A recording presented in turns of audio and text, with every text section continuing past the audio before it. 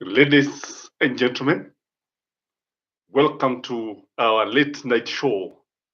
This is Keshi's Kama TV, the tallest man back Africa. We are live na hapa ndipo ambapo tunakutana kuzungumzia maswala mawili matatu kutokana na mustakabali wa taifa, kutokana na vile ambavyo nchi inaendelea.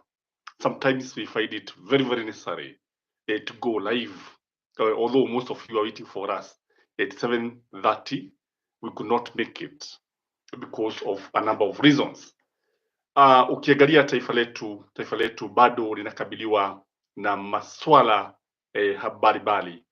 Taifa letu bado linakabiliwa na mambo ambayo yanafaa kuangaliwa, mambo ambayo sisi kama Wakenya tunafaa kuyaangalia, kwa sababu if you are not going to check this country, we are going to lose it, because things are turning elephant every day.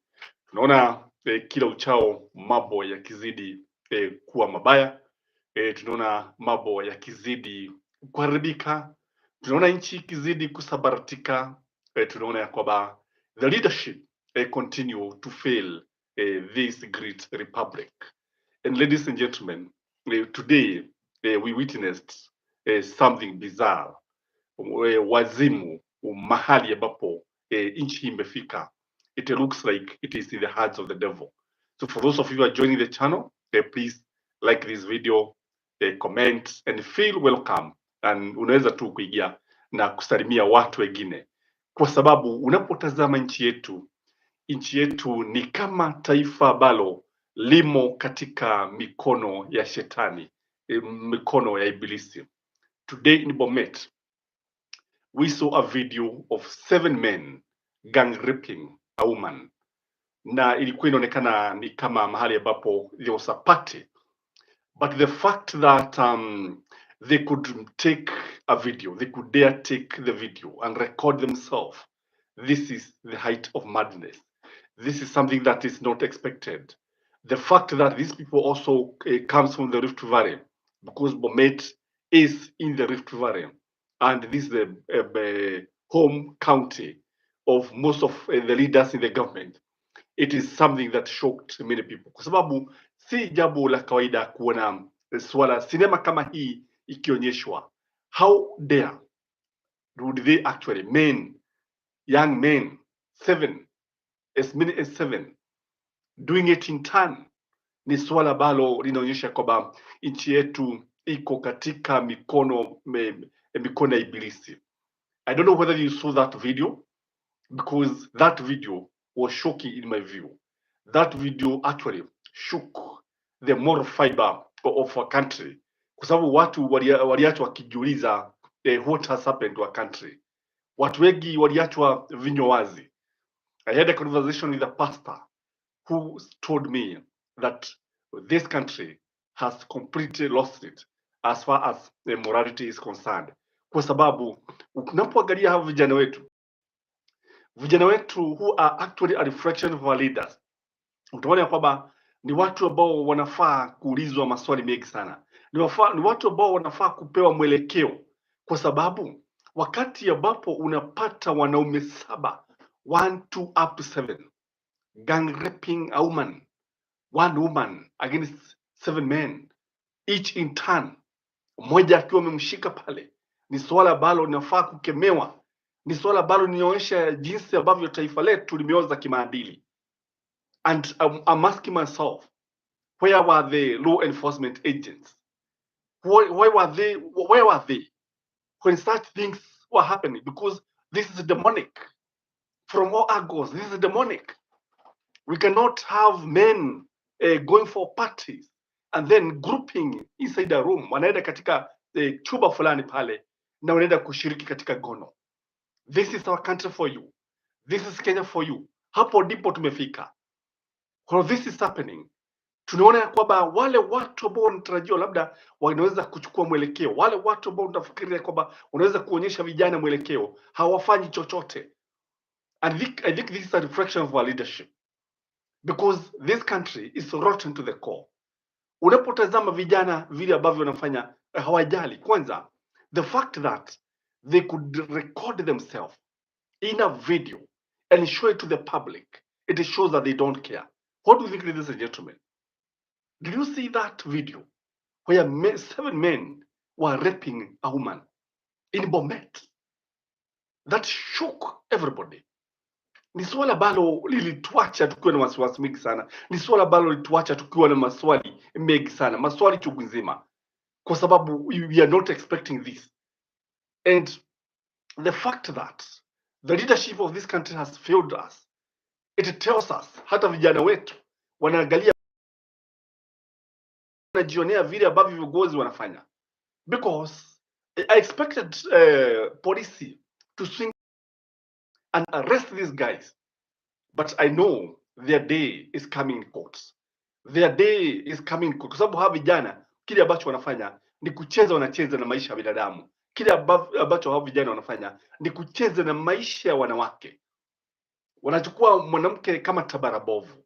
They are taking a woman like an object of sex. They are taking a woman like ni kama tabara bovu ambayo inafaa kutumiwa vile ambavyo wanataka. This should not be able to happen in a country like that. And wakati ambapo haya yanatokea, tunaona kwamba viongozi wetu wako pale wakitazama, wakipiga gumzo, wakifikiri vile ambavyo wataleta yangu 10, sijui yako 5 na mwananchi nini. Wakati ambapo tunaona mambo kama yakitokea, this is just a tip of the iceberg. Just a tip of the iceberg ambayo katika taifa letu ni vile ambavyo hatuonyeshwi. And when I saw William Samoei Ruto appointing his cabinet, wakati ambapo alichagua baraza la mawaziri, baraza ambalo lilikuwa na maswali chungu nzima, watu ambao wengine walikuwa na kesi za mauaji kotini, kesi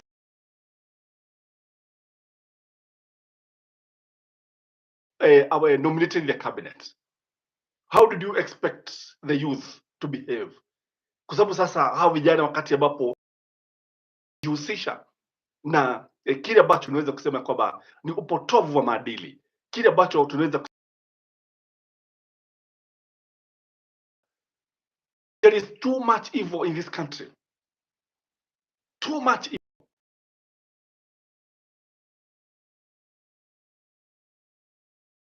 Happening karibu Jones kwamba sijui kama Jones uliona what happened in Bomet where a woman by 7 men and the woman did not report anywhere.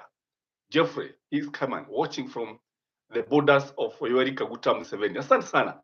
Sijui kama Jeff mliona hizo habari za kuvuja moyo. Wanaume 7 youngsters gang raped a woman. They took a video and they posted it. Because when you look at this country has become too much evil. There is too much evil happening in this country. Leaders are just there. When this is unaona ya kwamba viongozi wetu wako pale, hakuna jambo ambalo wanafanya. Kwa sababu wakati ambapo waliunda baraza, wakaleta wezi, kesi kotini, makesi ya ufisadi, sasa wakawa hawa ndio ambao watatuongoza. What do you expect, guys? What do you expect from my youth? Because when you travel, these are the things that ni mambo ambayo huwezi ukaona mahali kwingi. But when uende kwa mfano mji wa Thika, ukienda kama saa hizi usiku, be welcomed by naked women walking along the streets, naked, wengine half naked, scabbering for men. It is the same thing. Go to Rudhuri Avenue, go to Accra Road, River Road. These are the kind of things that greet you. Go to Koinange Street. Again, go to Mombasa, Nakuru, even in rural areas. People are now establishing this country headed to. Like Mike Jones is asking, where is ule upotovu wa kimaadili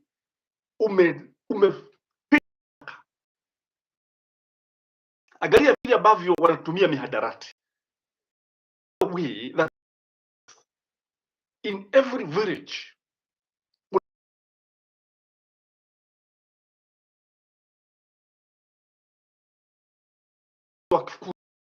ya dawa za kulevya, unaona wengine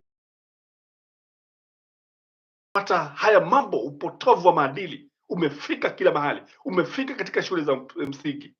Unapata mvulana ako na miaka 13 tayari ameshaanza kushiriki katika gono. This is a reflection of our leaders. That is what we are saying. Unaangalia msichana ambaye ana miaka 14 ameshapoteza ubikira.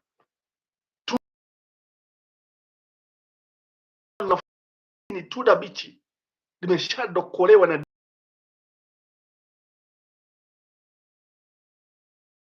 our morals are going to the dogs. It is very, very sad that these things are happening when our leaders are just watching. When you look at our country again, because I'm saying this, Sarimia yenyewe imeoza kuanzia kwa kichwa. Ni kweli samaki huonza kuanzia from what just looking at, that's what we are saying. It's like we are under an evil spell. It's like this country is under the devil. That is the truth of the matter. Look at the accidents that are happening in our roads. Within 3 months, the country has lost 1,000 blood. Yani damu inamwagwa kama maji. Damu inamwagwa ni kama kuna watu wanataka kunyonya damu ya ajali. Kila dakika ajali. When you watch the news, accident. The second item, accident. The third item, accident.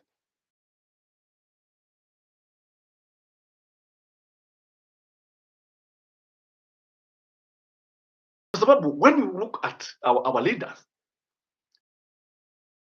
the accidents are coming, despite that the fact that the accidents are recurring every day. Wako pale hakuna wanafanya, wanatabia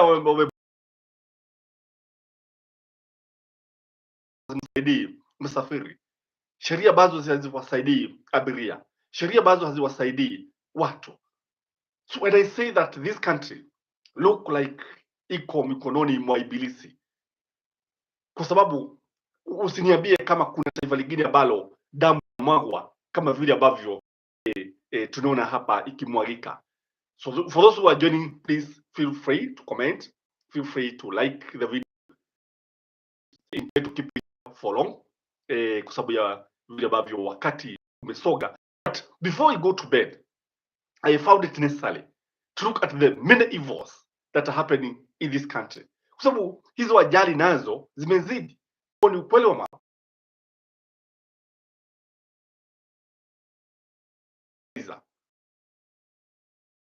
Argos. This is something that is meant to create famine, hunger. Ndio watu waanze kuombaomba chakula. In fact, that is the intention. Ni kufanya watu wawe naomba chakula kila wakati.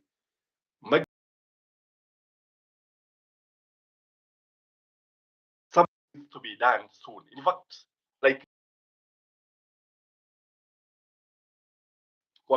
hakuna jambo ambalo wanalifanya. We are saying here, kulingana na vile ambavyo inafaa kuangaliwa, kwa sababu ukitazama kwa mfano mambo ya mbolea gushi was telling Kenyans that what we have is substandard fertilizer, and the fertilizer is not fake. So nani huyu, who is he defending? Question that we ask ourselves. Are farmers mad? Wakulima wazimu wanajua kile ambacho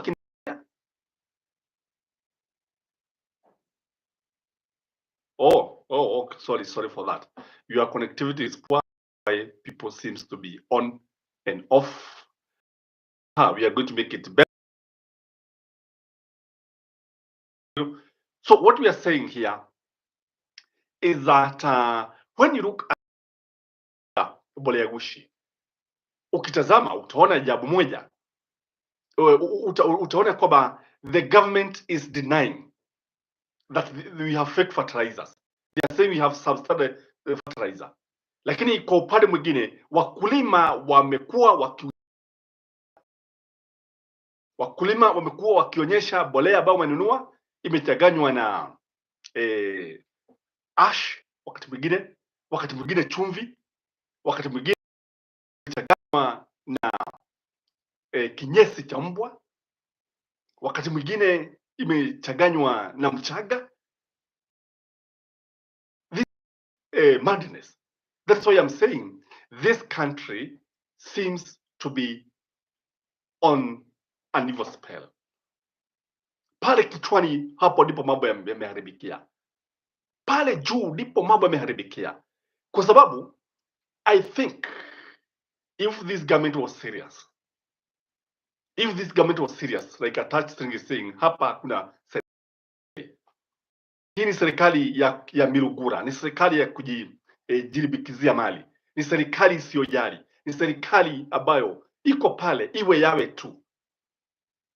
Mtu akipata kile ambacho amepata anafurahia.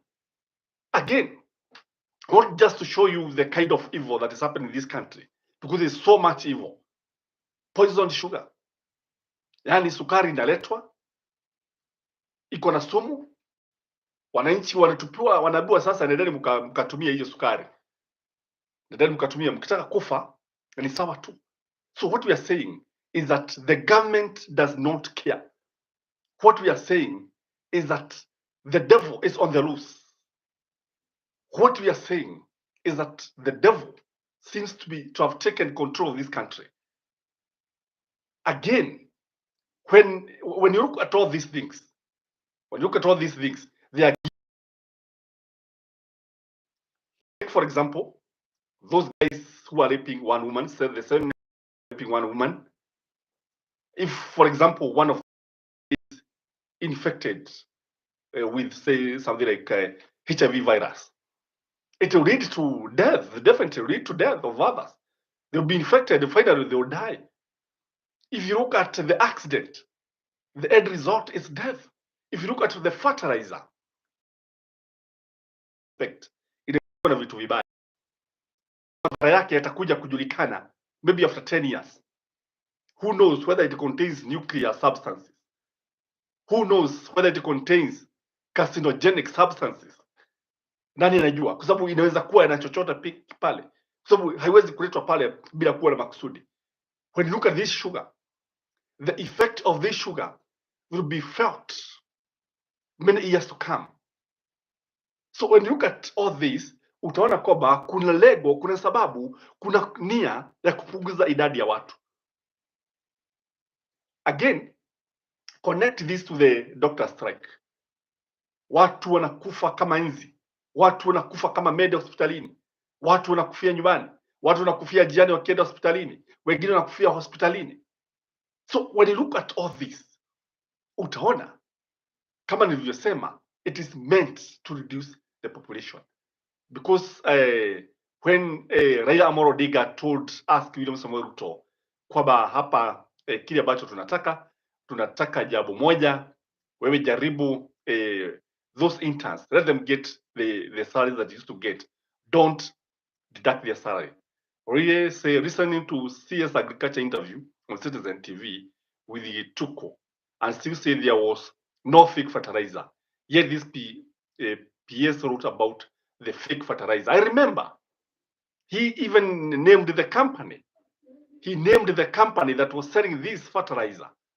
And yet now the CS who's in charge of policy is on national TV trying to convince Kenyans that there was no fake fertilizer. And you know why he's saying this? To protect somebody. This somebody is in the government. Again, look at the way look at the prosperity gospel. Mliona hawa watu ambao wazungu, usimwona yule mzungu ambaye alikuja hapa kutoka Marekani, ati he was coming to heal the nation. Now, has the nation healed? Has the nation really healed? Because kwa sababu even after that publicized meeting, Ben Hinn was coming to heal the nation. That is what we are told.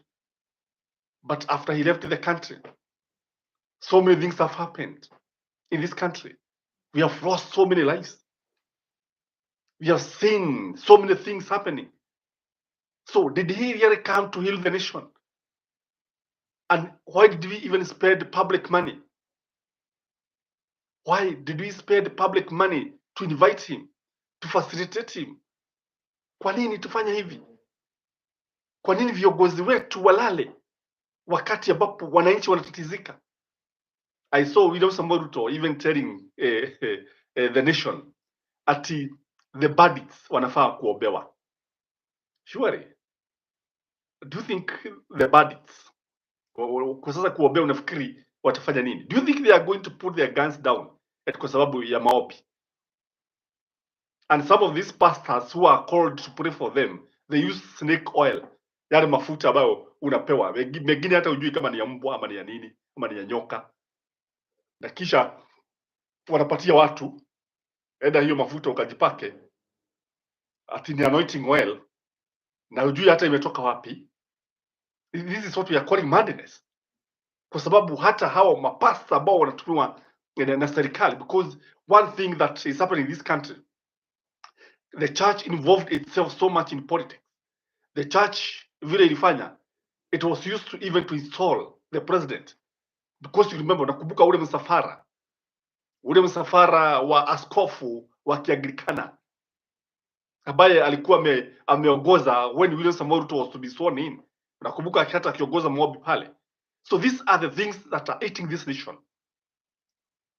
When we have 1,200 people dying in a country, sio mchezo, sio jambo rahisi. Again, look at the lies that tunaona katika taifa letu.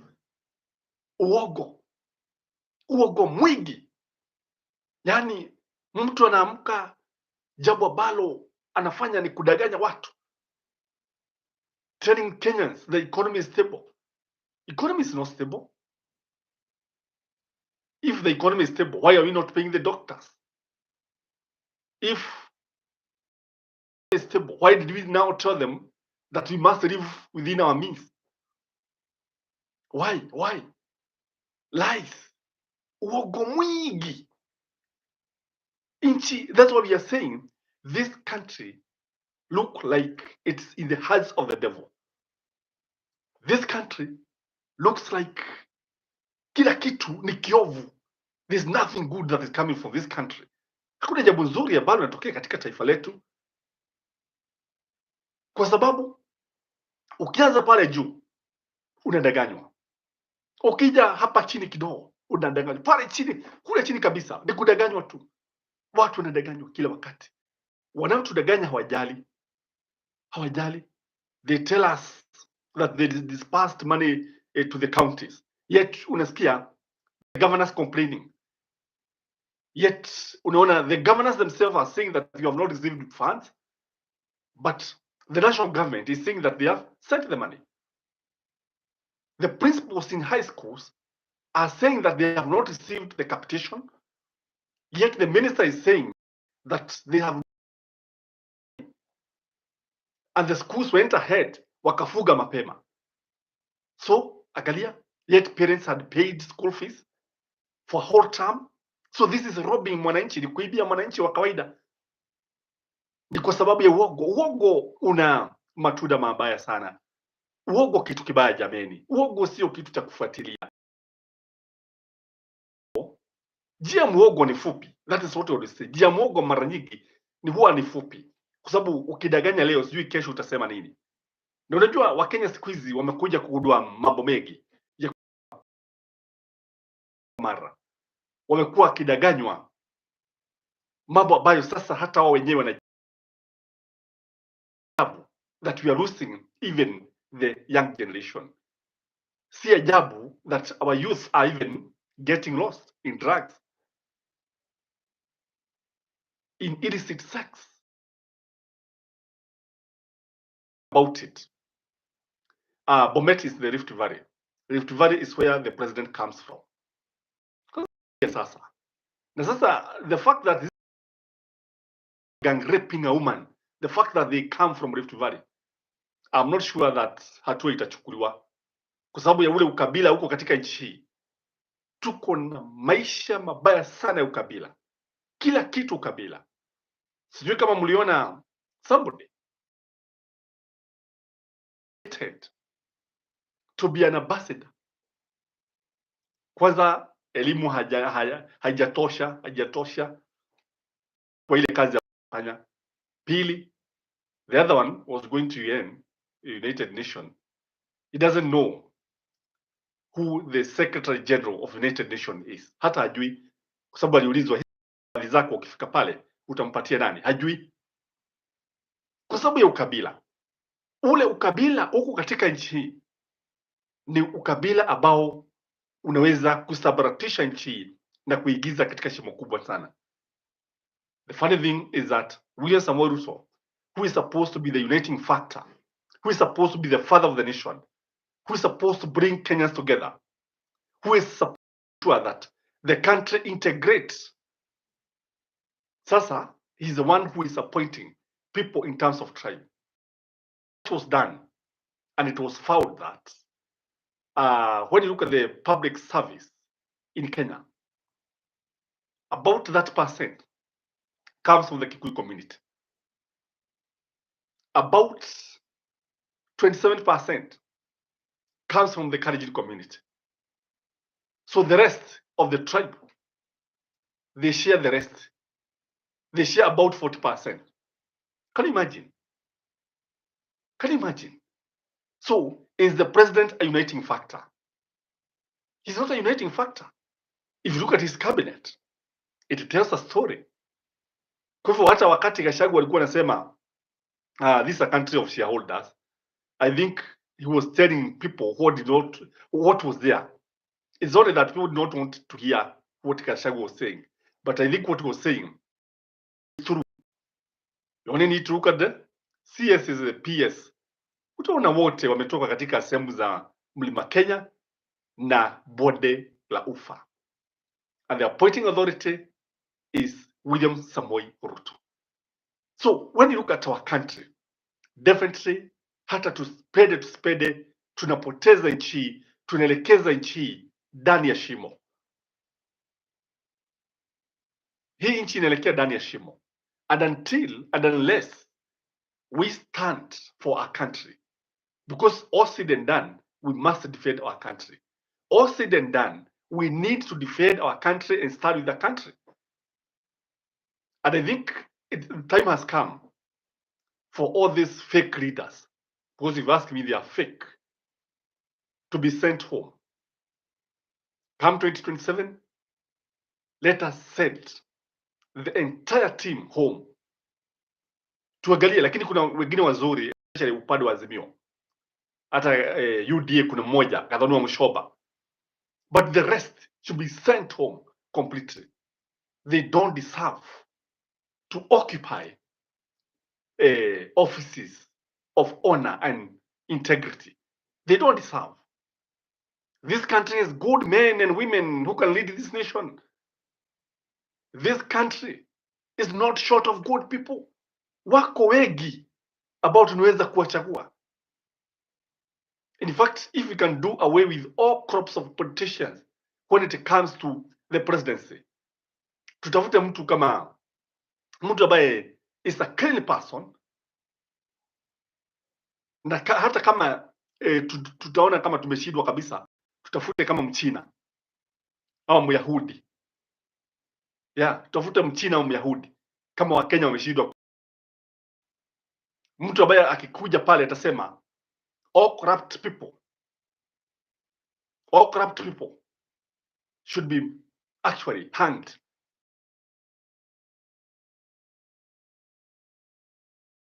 These public funds, alafu anaendelea kubaki katika ofisi.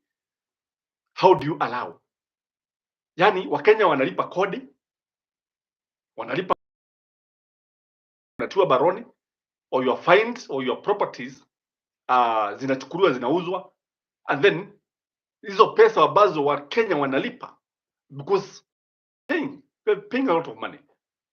If you look at the pay slip of a civil servant, you'll be shocked to realize that about 50% goes to taxes. This money is taken by the government. This money is the one that is stolen by the government, and the government does not want to do what it is supposed to do. So guys, I don't want to keep you here for long because of time, kwa sababu kuna mambo ambayo hata sisi tunataka kufanya kwa sababu ya kesho. I'm very happy the way you have continued to join us. If you want to join this channel, you can click that button, join. Become a member of this channel, by the way. Like this video before you leave. Leave a comment. Give a super chat. And I'm very elated to find you here.